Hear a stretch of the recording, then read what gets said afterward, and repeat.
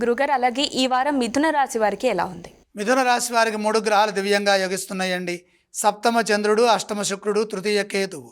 శుభాలు జరుగుతాయి, అనుకున్నది సిద్ధిస్తుంది, ఆత్మవిశ్వాసం ముందుకు నడిపిస్తుంది. ఏకాగ్రతతో పనులు పూర్తి చేయండి. ప్రధాన కార్యక్రమాల్లో సొంత నిర్ణయాల కంటే మిత్రుల సూచనలు అవసరం. కుటుంబ సభ్యులను సంప్రదించండి. విజయం లభించాలంటే దగ్గర వారిని కలుపుకుపోవాలి. ఎవరి మీద విసుగు ప్రదర్శించవద్దు.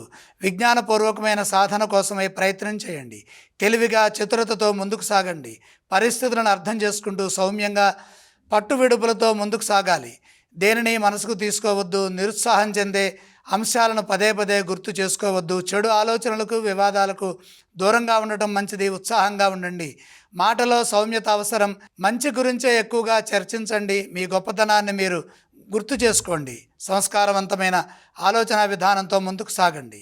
గంభీరంగా వ్యవహరించండి. మీరు చేస్తున్న పనులు మీకు విజయాన్ని ఇస్తాయి. అలాగే నూతన ప్రయోగాలు ఏవి చేయవద్దు.